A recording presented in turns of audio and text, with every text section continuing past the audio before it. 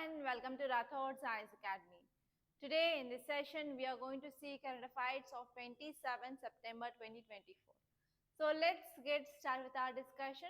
And actually, most of the articles in the editorial, they are not much relevant. So we are skipping that. Only whatever the things which are important from our UPSC point of view, we are going to take that into our discussion. So don't waste your time in reading irrelevant articles. And always I want to focus on two things. So whenever you are reading your newspaper, try to align with your syllabus. Syllabus is very important. And second one is you have to see the previous questions so that you can understand how you can relate these articles into your preparation and how can you incorporate this current affairs into your answer writing. You can understand that better or else you will be in the out of race. So focus on these two things and don't deviate. And one more thing is we are going to start prelims test series in our academy from 29th September onwards. Okay, so here in that we are going to have single subject test, sectional test and also full length test, and even we are including current affairs based test and as well as CSAT.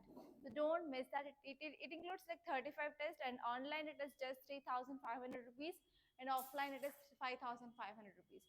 And if you want to enroll that, you can contact me on the number which is given on the screen. Okay, let us see and let us start our analysis. So this is our first article. So see the title here. Karnataka government withdraws general consent to CBI to conduct probe. So what is the keyword? Keyword is CBI and second keyword is general consent.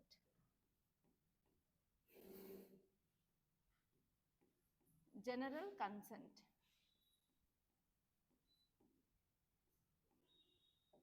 Okay, so here you have to see about the CBI. In your GS paper 2, polity, you will be studying about this CBI. So here you have to see what is the CBI, Central Bureau of Investigation, and you have to see what is the mandate of the CBI and in which cases it will be taken care of. And actually it is a non-statutory body. You have to see this and you have to see under which act the CBI got powers. And here CBI, if you are reading this, so you will be studying about two types of consent. One is general consent and second one is specific consent. So actually this article is talking about general consent and you have to see what is this general consent is about, what happens if general consent is withdrawn by the states. And even in this general consent, we have some exceptions. So what are those exemptions? So from these exemptions, you can get a prelims based question. So all these things that you have to relate from this article. Clear? So if you see the context, it says that accusing CBI of being biased and prejudiced in its investigations into cases. Now recently Karnataka state government withdraw this general consent to this CBI. So what is a CBI? As I said, CBI, it is a non-constitutional body and as well as non-statutory body.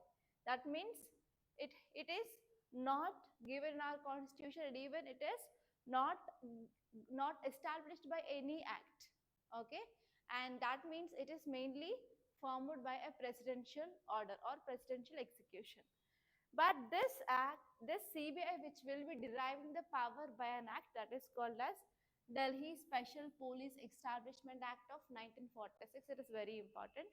And actually, what does the CBI do? CBI is a nodal Indian agency and it will be doing investigations within the country and even which will be also having interactions with the Interpol. Interpol deals with the sharing of information as well as investigation of cases outside our country. Okay, it will be functioning under which department? Department of Personnel, which comes under Ministry of Personnel, Pensions and Public Grievances. So these are the basic facts of CBI you need to know. So what is this concept of general consent? And you have to know the types of consent. So actually CBI must mandatorily, that means compulsory, it needs to obtain consent from the state in which it needs to do some investigation. Okay, so here this is written in section 6 of DSP Act, that is Delhi Police Special Powers Act. So this consent of state government to CBI can be either space specific or general. Case specific means, for example, like recently Ajikar case had happened. Already West Bengal had withdrawn the consent, general consent. If CBI wants to investigate in that case, yes, it needs to take case specific consent from this West Bengal. For example, if so and so state gave this general consent means without taking any permission, CBI can enter into state and can investigate into the cases. So these are the two different kinds of consent in the CBI. So general consent is given to help CBI seamlessly. So whatever the case it wants to investigate, so it can investigate if they are getting this general consent permission. Or else for every case, if they want to investigate in that so and so state, so they have to go and take the permission, that is called as case specific consent. So here even there are some exemptions for this general consent. So even on withdrawal of general consent by the states, CBI can continue the investigation of cases in the state which are registered before withdrawal of consent. That means now here Karnataka government is deciding to withdraw the general consent. That means in these times, so before that, so what are the cases you are investigating by CBI? Yes, CBI can enter into the state now and can investigate that even after withdrawal of this consent. And CBI would have the power to investigate cases which are registered in other states or UTs and involve people residing in the states that has withdrawn consent. For example, if now let us take this. CBI wants to investigate case in Kerala, but there are some people of Karnataka. If they are involved in that case, yes, in that case, yes, CBI can investigate the case in Karnataka. There is no need of having this case specific consent or general consent from Karnataka. And even if any case which is said or ordered by High Court or Supreme Court to CBI to investigate into that, then there is no need of any consent. Okay, so these are the some exemptions. So these are the things that you have to remember. And see this article, very important. L19G4 countries seek urgent reforms of United Nations Security Council.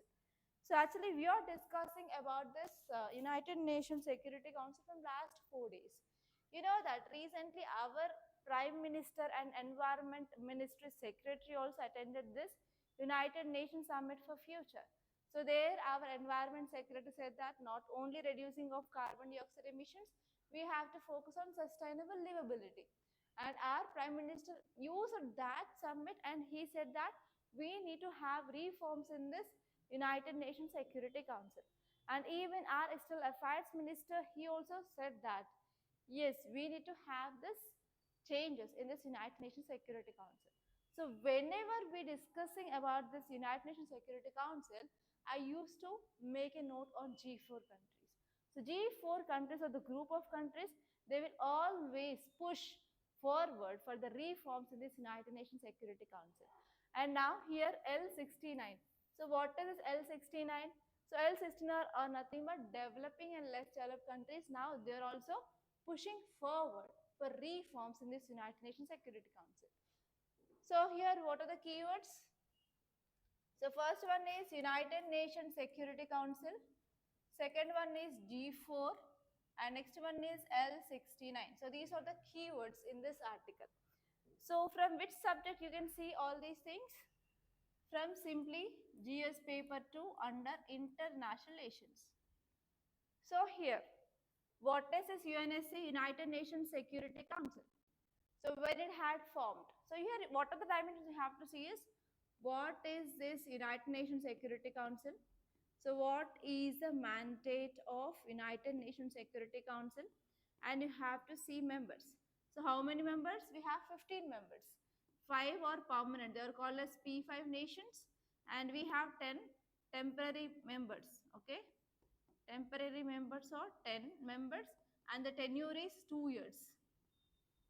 And next one is, you have to know about What is this G4 group? And we have to know about this coffee club. So coffee club is the group of countries which are against this G4 countries. They don't want any reforms. And here you have to see, yes, India wants to come up with reforms in this United Nations Security Council. And India is saying that India needs to be in this P5 nations. But here some countries are vetoing that. That is obviously China is vetoing. China is saying that if India is getting this permanent membership status, yes, Pakistan is also eligible. And next important thing is why India is advocating reforms. So how India is eligible? You have to see how India is eligible to get this status. So these are the dimensions you have to see from United Nations Security Council. And from G4 you have to see which countries are part of, that is members of this G4 and why they are advocating. And you have to see, so recently this L69 came into picture.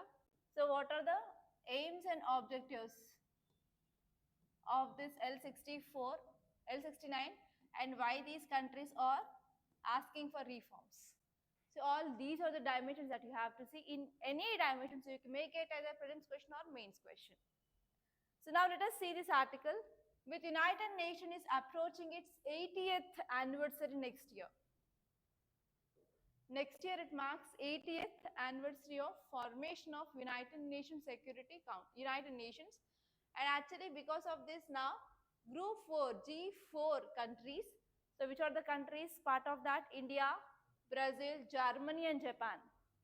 Very, very important. India, Brazil, Germany and Japan. So they are asking for permanent membership. And they are also asking for more reforms in this United Nations Security Council. Why? Because the important aim of United Nations Security Council is to establish peace and security. But is it doing that? No. There is increasing of conflicts in many regions. Like you can take example of Russia-Ukraine crisis. You can take example of Syrian crisis. You can take example of Rwandan genocide that happened way back. And you can take example of the present Israel-Gaza issue. So already you know that humanitarian crisis is increasing across world. But even though the relevance of this grouping is decreasing day by day. Why? One of the important reason is veto power of P5 countries. P5 countries are having veto. So I want to give you one example. So one of these P5 countries, Russia. So if any resolution against Russia regarding Russia-Ukraine crisis is being placed, that is not passed because of veto power of Russia. Okay, so because of this, there is decreasing of relevance of this organization. So now we need reforms. And even recently, do you know about this African president?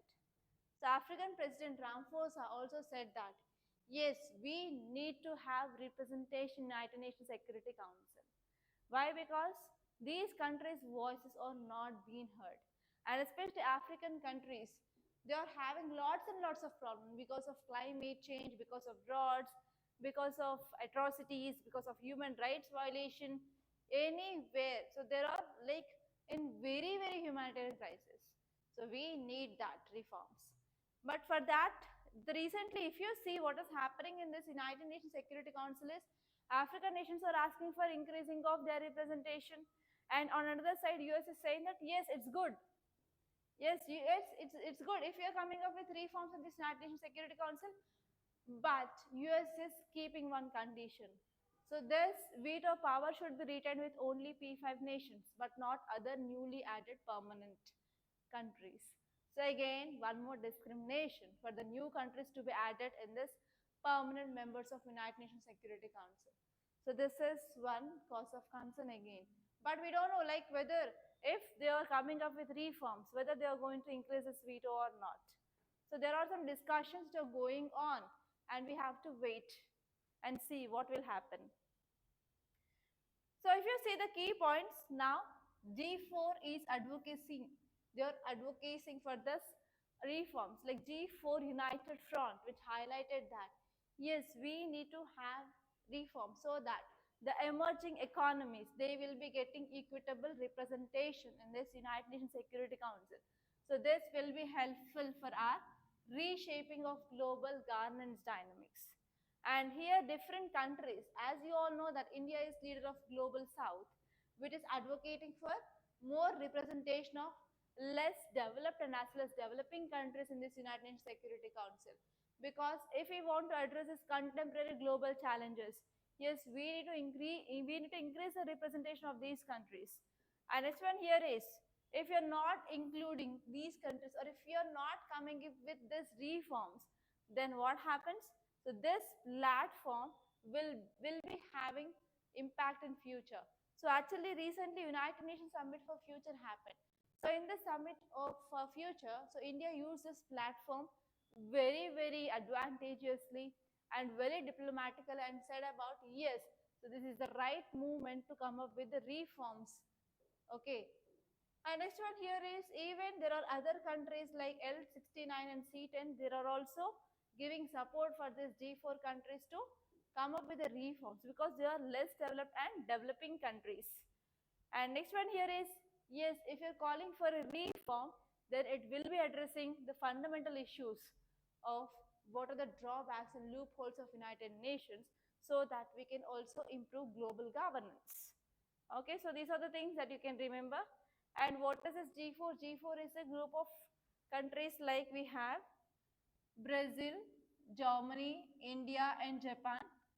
So here, what are the key features of this G4 proposals? The first one is they are asking for increasing of representation. Why? Yes, they found that there is under-representation of this G4.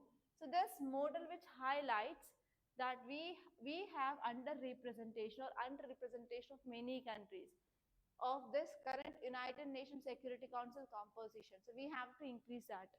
And actually they're asking for expansion of membership. So G4 advocates especially for increasing of membership from current 15 members. So we have P5 members and 10 temporary members to 25 to 26 members. And this expansion should add 6 permanent and 4 or 5 non-permanent members. So in that permanent members, India should be the part of that permanent member. And next important one is 2 new permanent members each are proposed from African states and Asian region. So actually they are saying that 6 permanent members should be added. They should be from African and as well as Asian. So you know, recently in this G20 summit also, so in this India's presidency, we made a very important move that we increased presentation of African Union as well. That means, can you say that increasing of relevance of developing and less developed countries in our global politics and global governance? Yes, whenever you are writing about how global politics and global governance is changing in the present times, you can add about African presentation. Africa is also increasing voice in different organizations. For example, it is getting membership in this G20 and even they are asking for reforms in this United Nations Security Council. Yes, especially they want permanent membership in this United Nations Security Council. So in this way, you have to interlink the things. Okay, and next one here is they want to increase the flexibility of veto as well. So actually here 5 permanent members are having this veto. So if new permanent members are going to be added in this United Nations Security Council, they need to get even veto power as par with P5 countries. And next important one is, so we need to have democratic and inclusive elections so that the decision on which member state will occupy. For example, if new permanent seats regarding that, how they are making decisions, so everything, we need new form of democratic elections in this United Nations Security Council. So these are the arguments which are made by this G4 countries. And see this article, new pact to be signed between Rajasthan, Madhya Pradesh for modified river linking project. So what does this article is talking about? It is talking about river linking project. So from which subject you will be reading this topic? From GS paper 1, under geography, especially if you're reading your Indian geography, we have this topic called as drainage system. In this drainage system, we have two types of drainage system in India: Himalayan river system, next peninsular river system. In Himalayan river system, we have three: river Indus, river Ganga, river Brahmaputra. And in peninsular, we have west flowing rivers and we have east flowing rivers. Okay, so here whenever you're reading about especially peninsular India, you have to draw a map and you have to see if there are any interlinking projects are there in India or not, and how many are there. Okay, so that is the thing that you have to do from your geography point of view. Then your work is done. And here this thing you will be also studying in your GS paper 3 under environment and ecology. So your work will be increased when you are reading with this environment and ecology. Like, for example, if the river it is here, one river it is here, so we are interlinking by building canals, right? So if the water is high in this river, so we will be shifting that water to another river. So this is called as interlinking of rivers, right? So what will be the impact? So whenever the river which is moving from here to here, what happened? While the river water is moving, obviously the biodiversity or aquatic ecosystem which is present in river 1 can be moving to river 2. Then what happened? Is there any environmental implications? Can we see that this ecosystem cannot sustain in another ecosystem? And sometimes it may cause invasive species or alien species, right? Then it will be having environment impact or not. So whenever interlinking is happening, the water can be futurely, the water can be decreased in this area. So if water is decreasing in that area, it will be affecting irrigation or not. If it is affecting irrigation, agriculture can be get affected or not. Again, livelihood of people, economy of that state, and people will be doing protest, agitations that comes into society and social issues, right? So, and even if they are trying to connect these two rivers with canals, for example, let us take if there is any forest here, whether it is affecting this biodiversity of that forest. So if you are going for construction of canal, can we construct it without cutting any trees? No, right? So whether it is going to have the huge impact or not. So what are the measures that you can take? Because this kind of case studies can be asked in your ethics. Okay, tell me, if you are a district collector of this area where this canal is going, so people they are coming and demanding that we don't want any of this because it is causing disruption on their livelihood, or it may cause disruption on the environment, destruction of environment, everything. So what are the steps that you are going to take? For example, if it is a hilly area, if that region is dominated by tribals, then in 2024 there was a case study regarding tribal women. They are supporting Naxalites. So in that way, if you are getting any case study of tribal women, they are against government's projects, then what are the steps you are going to take? Are you getting my question? So if you are getting this kind of question, how you are going to address in the examination hall? So think about this and try to give some measures. Okay, let us say this article. So context says that Rajasthan and Madhya Pradesh, they are set to sign a new memorandum of agreement to implement a modified version of river linking project which is connecting eastern Rajasthan canal project with Parvati, Kali, Sindh and Chambal rivers. So tell me, where are these rivers located? Chambal river, Sindh, Kali and Parvati. In which part of our country? So it is part of which river system? Either Himalayan river system or Peninsular river system? Chambal river, Sindh, huh?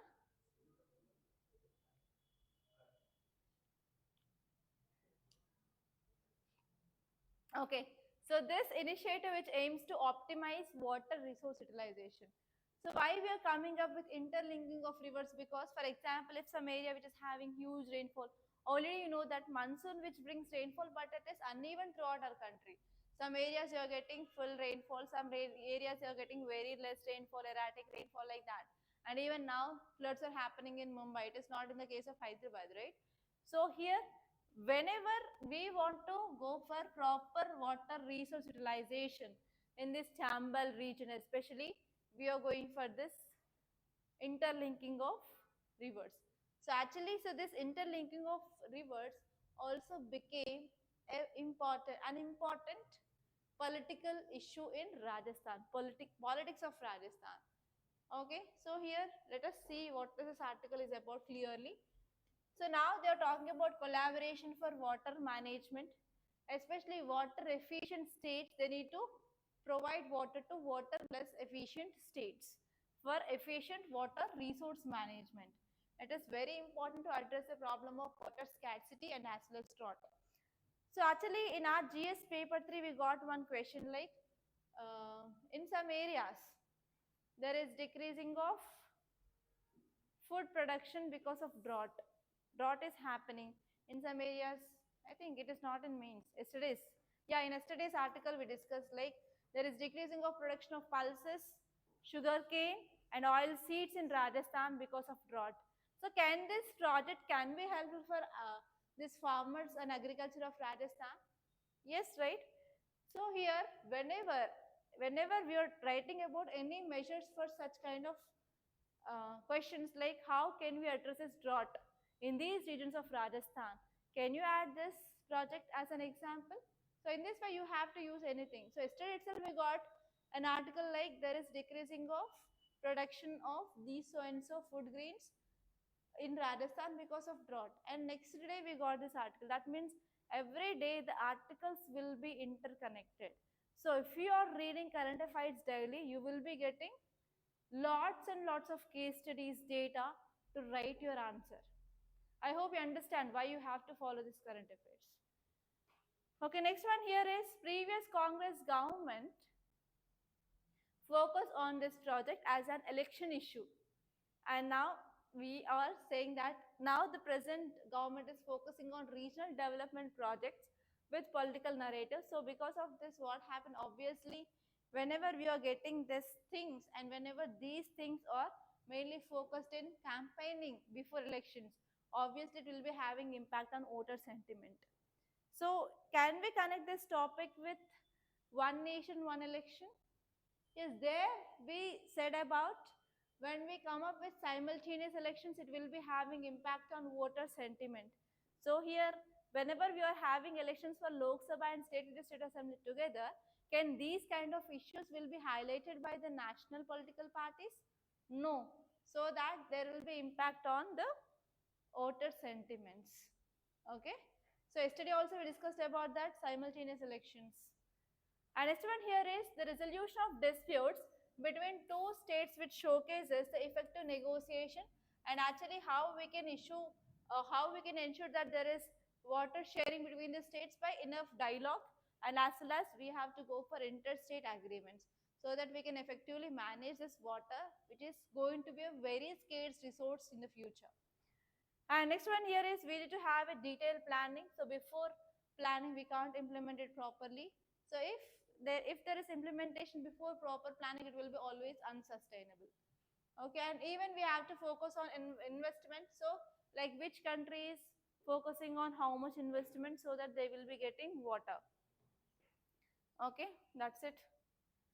So see this project. So this project which is aiming to harvest surplus water which is available during rainy season in the rivers in southern Rajasthan like Chambal river and its tributaries like Kunnu, Parvati and Kalisin.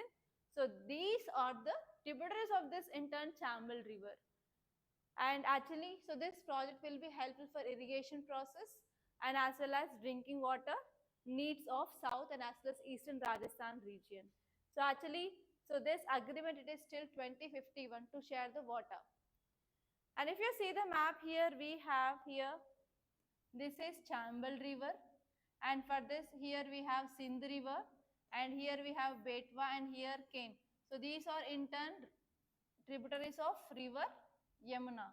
And here we have Kali Sindh, here we have Parvati river, here we have Banas river. So these are in turn tributaries of river Chambal.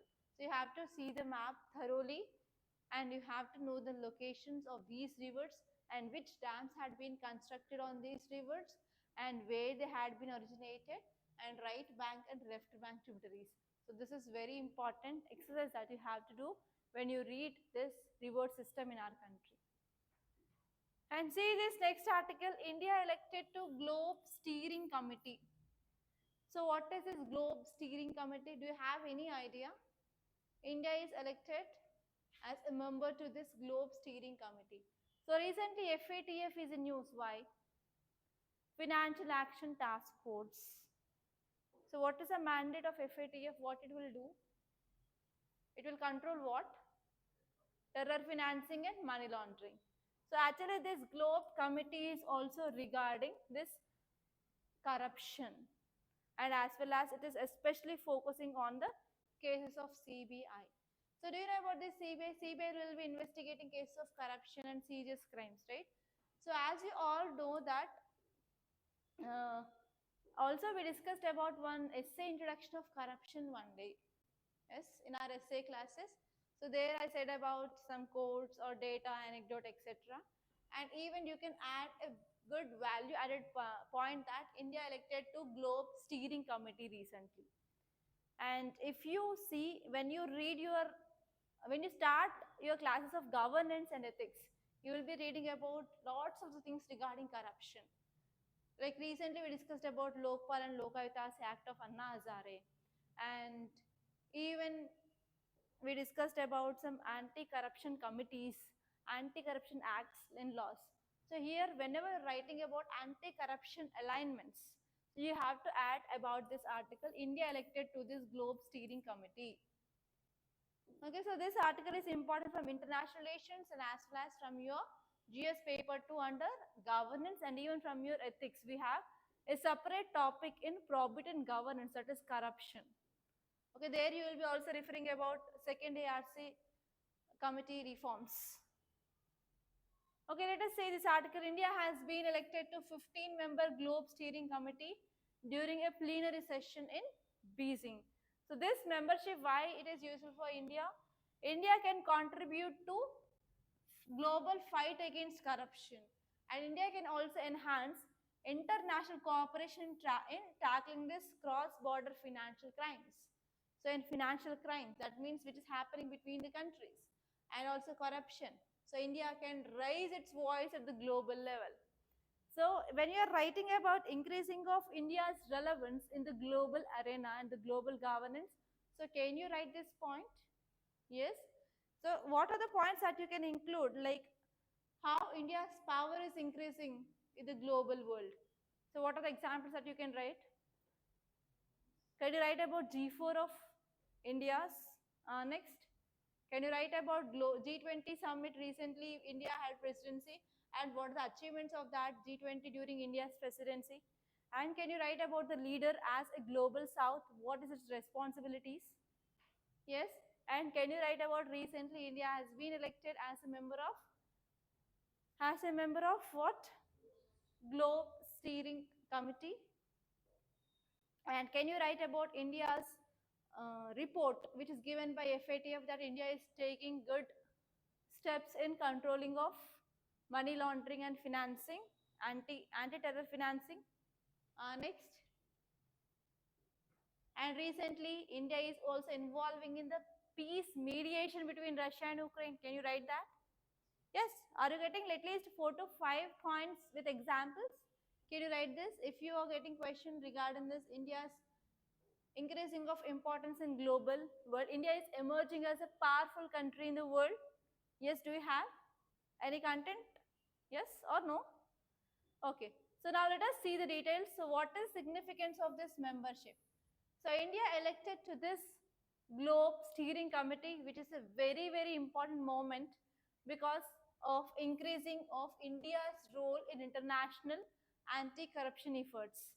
And even we can improve our global stature. And this one is CBI acknowledgement of India's expertise, which highlights about, yes, we are potential for sharing best practices. Like recently FATF we got a report, and even you can talk about Transparency International report of corruption in India. So here, because of those things, yes, India is having a leverage to share what are the best practices we are using in India to control this corruption in our country. And even as a committee member, India can directly now influence on global policies addressing corruption. And even India can give suggestions for effective solutions for this problem of corruption. And even we can strengthen our international cooperation through Globe Network so that we can also tackle financial crimes. Okay, for example, do you know about this Vijay Mallya, Nirav Modi? So they are fugitive offenders. So now India have a chance to control these crimes as well in India, and we can decrease NPAs, which is a struggling problem of our banking sector. Yes. And next one is we can also focus on financial crimes. Okay. And next one is even being a part of G20 initiative, it is very important for India to make the collaborative efforts to address this corruption as a global challenge. So in future also, India's involvement may encourage the nations to intensify anti-corruption measures, and even we can increase our power. We can showcase our power in the international arena. Clear? And say this article, an opportunity to rethink India's pension system. So what are the different pension systems in our country? OPS, UPS and NPS. So already you wrote question regarding that, right? I think there is no need of explanation of that. What is OPS? Old pension scheme is about? What is OPS? Forgot. What is new pension scheme? What is new pension scheme? So if you see the pension system in India, which had evolved from old pension scheme to new pension scheme, with proposed now unified pension scheme, which is aiming to address whatever the current deficiencies which are present in our pension system. So OPS, which had guaranteed benefits, while NPS shifted risk to individuals through market contributions. Like earlier for OPS, government need to give the contributions, but after that NPS, so in that NPS, individuals they have to give the contributions. So government contributions had been decreased, and now in this unified, so what are the deficiencies which are there in new NPS? So we are going to overcome in this unified pension scheme. So why we came up with this unified pension scheme? Because many states, after we came up with this NPS, they went back. They're going back towards old pension scheme. So because of this, we are coming up with this unified pension scheme. Just focus on this. What is this old pension scheme and what is this UPS? That's it. So already you did this. I'm not going to explain this once again. And see this article. Urban consumption is weakening, public capex to pick up. So what is the thing that you have to see? What is the thing you have to see? Come on fast. Urban consumption is weakening. Why there is decreasing of consumption in the urban people?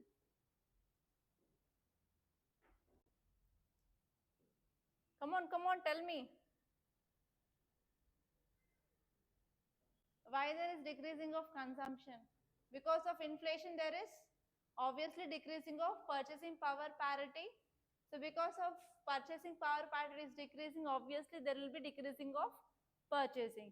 So how we can control this? Fiscal policy, yes. What is this fiscal policy? What are the things involved in this fiscal policy? One will be taxes, second one will be public spending.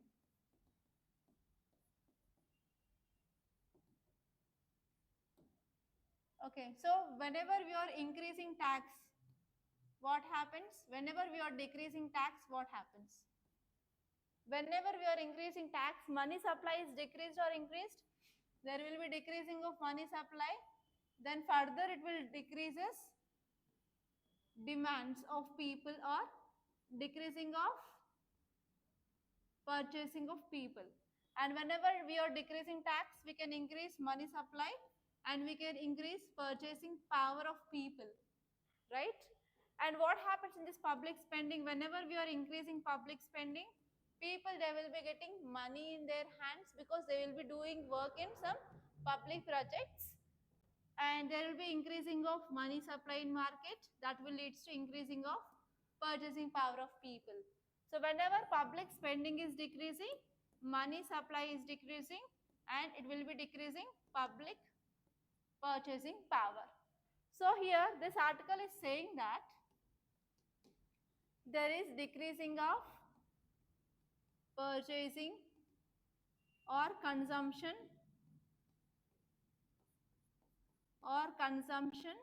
of people in where? In urban areas. So now what government should do? Government need to increase purchasing or consumption of people, that will leads to economic growth. So here what are the steps can government take?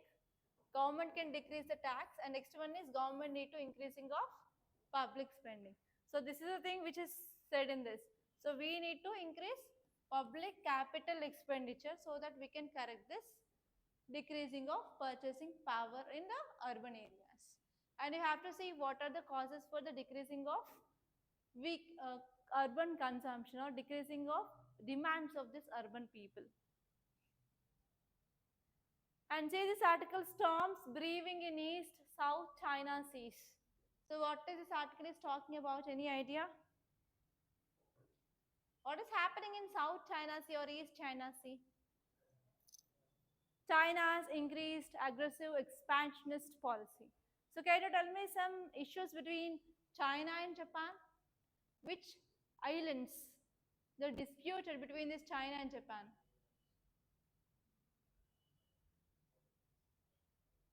Come on, here you can see. Oh, it is South China Sea. Okay, tell me. So here we will be having Japan. I will be drawing this. So here we have Japan. So this is East China Sea, and this part you can see here is South China Sea. So China and Japan is having issue in East China Sea. So what are the disputed islands between China and Japan? Are you getting my question? Tell me now, online guys. That is Senkaku Islands. Senkaku. And it is also called as Diu Islands. Diu Islands or Senkaku Islands, they are disputed between China and Japan. And what happened in the South China Sea? So which are the islands in dispute? 3 islands. You have to say. Spartle Islands. Next, Parcel Islands. You will be getting food parcel. Parcel, Spartle and Scarborough. Okay, so these are the 3 islands. If you see the location, first you will be seeing is Parcel, and next one is Scarborough, next one is Spartle, from north to south. First one will be Parcel, next Scarborough, and next one is Spartle. So they are disputed between China, Philippines, and here we have Malaysia also, and many countries. So what is happening in the South China Sea and also East China Sea is, because of China's aggressive expansionist policy, it is claiming that each and every island is the part of the jurisdiction of this country. And actually they are building artificial islands. So these islands are artificial islands which are built in this South China Sea, and it is saying that it is built by me. So according to UNCLOS, so if we are having any territory in ocean or sea, so till 200 nautical miles, it is my jurisdiction. That means entire the South China Sea is under control of China. So finally this dispute went to International Court of Justice, and International Court of Justice strike down this Chinese claim even though China is not following this. Okay, so this is the thing which is happening. That's it. You have to know just these islands which are in news and aspects which are disputed between different countries. So there is a very high chance of getting question on this. These are the important articles that appeared in our today's Hindu newspaper. So by this I'm concluding. If you really like this class, please do hit the like button and please do share this class to your friends. And don't forget to subscribe to Rathods IAS Academy. Thank you so much for watching, and we are going to meet in the next session. Until then, keep watching.